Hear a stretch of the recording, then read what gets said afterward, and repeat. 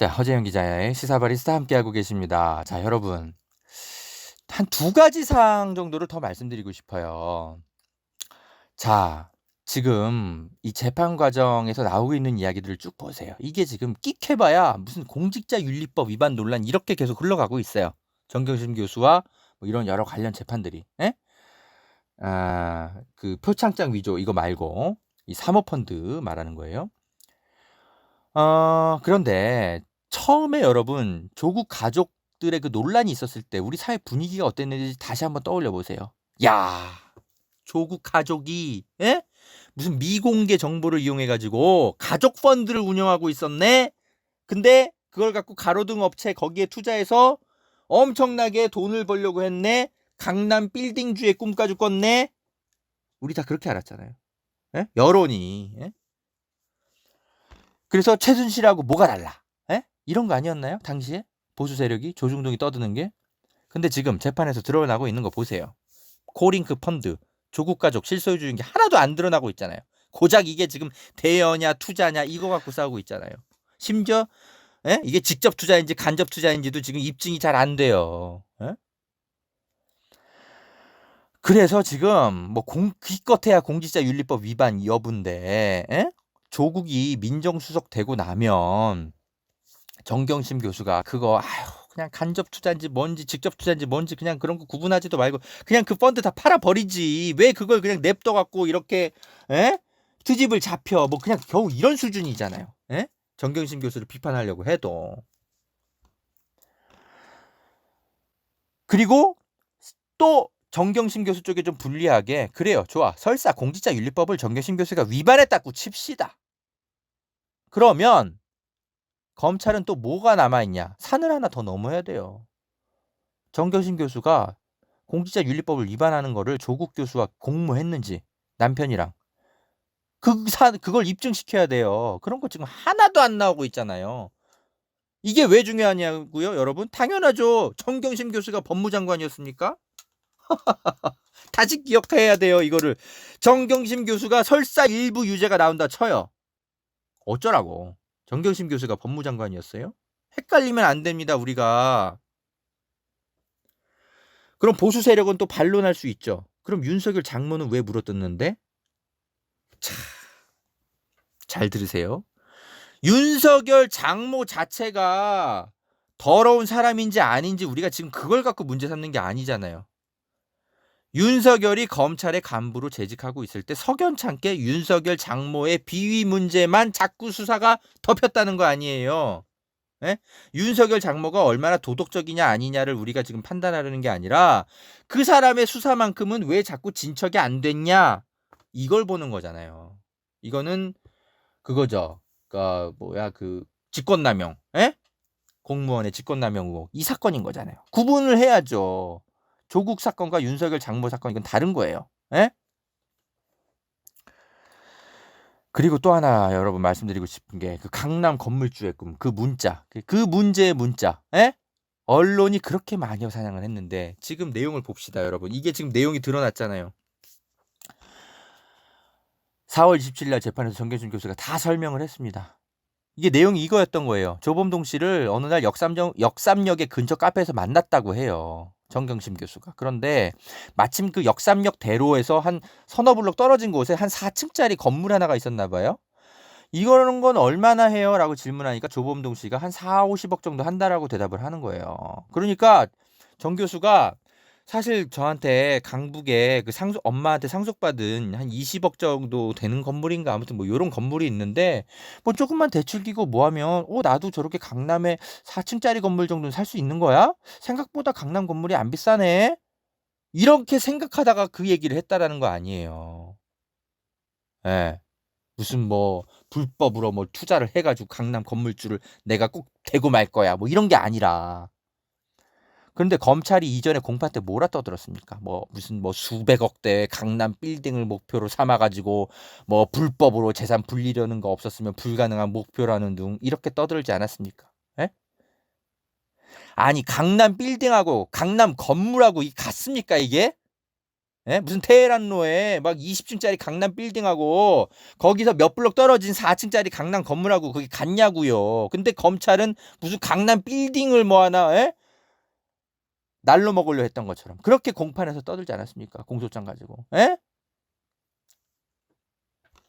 참 얼마나 억울했을까. 참 이런 부분은 억울했을 것 같아요. 아니 강남 건물주의 꿈을 가진 게 그게 죄입니까? 마지막으로 딸 그 조민 씨가 공주대에서 얼마나 그 논문 과제에 충실하게 참여했느냐 이런 부분도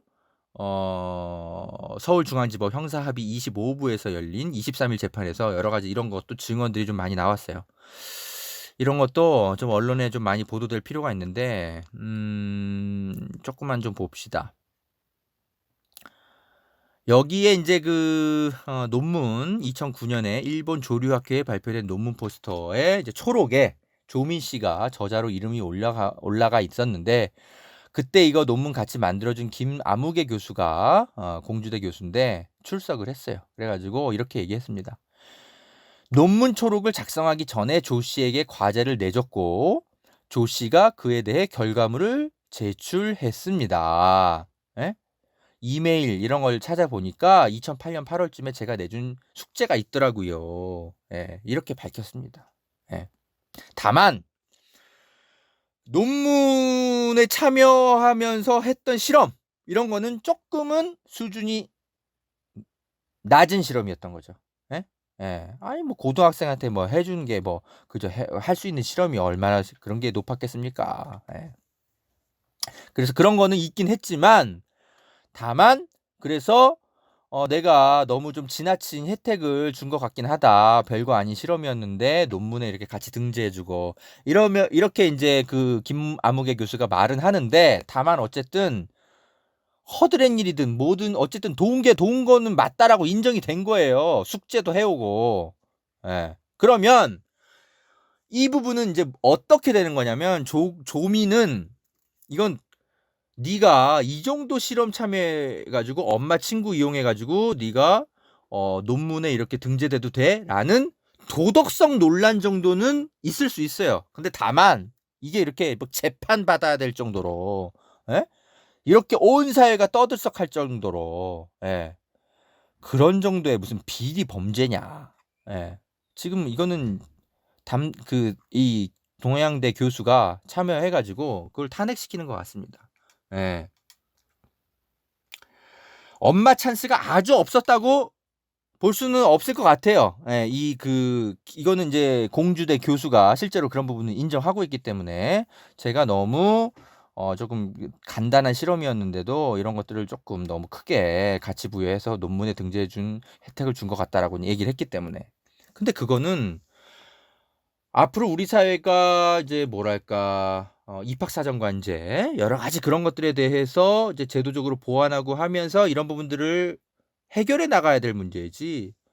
이게 뭐 누구 한 명을 마녀사냥 해가지고 이렇게 사회적으로 해결해야 될 문제냐. 이런 부분들은 좀 다시 판단해 볼 필요가 있는 거죠. 실제로 숙제했다잖아요. 조민 씨가. 그런데 언론에는 이런 게 잘 안 나와요, 이제.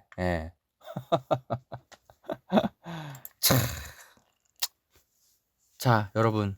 이렇게 몇 개월 동안 마녀 사냥 당하고 탈탈탈 털린 거에 견뎌서 지금 재판에서 나오는 것들 보면 검찰 수사 내용이 되게 용두사미로 가고 있다는 느낌 안 듭니까? 제가 거듭 말씀드리지만 정경심 교수가 무죄라고 얘기하는 게 아닙니다. 얼마나 검찰 수사가 굉장히 과잉되게 진행이 됐는지 그리고 입증된 거에 비해서 조중동 같은 그리고 몇몇 진보 언론 법조 기자들이 얼마나 검찰의 부안 애동에 휘말려서 그렇게 떠들었는지 이런 것들이 다 입증되고 있다라는 걸 설명을 드리는 겁니다. 이래서 제가 검찰 수사 속보가 위험하다고 계속 설명을 드리는 겁니다. 검찰에 사로잡혀 있는 수사 속보만 쓰면 안 돼요. 법조팀이. 취재의 중심은 검찰이 아니라 재판에서 있어야 되는 거예요. 검찰 기자실 빨리 폐쇄해야 됩니다. 이 검언 유착을 없애려면 그게 가장 빠른 방법이에요. 우리가 국회에 이렇게 압도적으로 민주진보진영 190석 만들어냈으니까 법사위가 됐든 어디가 됐든 좀 이제 추진을 좀 하세요. 예. 언제 할 겁니까? 이거는 진보 보수 가릴 것 없이 검언 유착이 없어지면 진영에 관계없이 우리 사회가 투명해지고 좋아지는 거예요. 조국 교수만의 문제, 조국 가족들만의 문제가 아니라는 겁니다. 정경심 교수와 이 가족들의 재판을 지켜보면 볼수록 검찰 수사 속보가 얼마나 위험했는지 지켜보게 됩니다. 자, 허재영 기자의 시사 바리스타. 오늘의 시사 원두는 우리 조국 교수의 부인 정경심 교수 관련 여러 재판들이었습니다. 자, 허재영 기자의 방송은요, 여러분, 장단점이 있는 겁니다, 여러분. 기자이기 때문에 단점이 있어요. 여러분이 듣고 싶어하는 속 시원한 얘기를 제가 해드리지 않습니다. 그거는 제 영역 바깥의 일이에요. 다만 끊임없이 어떤 사안을 보수적으로 보려고 노력하고 객관적으로 전달해 드리려고 노력하는 거, 그거는 기자의 단점이자 장점이고 장점이자 단점입니다. 그러니까 그걸 이해하면서 제 방송을 들어주시고요. 우리가 뭐 음식을 먹을 때도 뭐 소세지 반찬만 먹으면 안 되잖아요. 야채 반찬도 먹고 물도 마시고 가끔은 다이어트 좀 해야 되고, 그렇게 해야 균형 잡힌 식습관과 생활 리듬을 가질 수 있잖아요. 그래서 허재영 기자의 어떤 법조 기사 분석 방송의 가치가 있는 거고, 또 좀 더 적극적으로 이 문제를 해석하는 여러 유튜버들의 또 가치가 있는 겁니다. 그러니까 같이 보시라는 겁니다. 제 말씀은 그렇게 설명을 드리겠습니다. 자, 다음에 또 재판 또 좀 중간에 좀 여러 가지 좀 상황 보고요. 정리를 좀 해드리도록 하겠습니다. 저는 여러분들의 소중한 후원금으로 이렇게 열심히 취재하고 전달해 드리고 있습니다. 너무너무 감사합니다. 여러분, 또 뵙겠습니다. 안녕.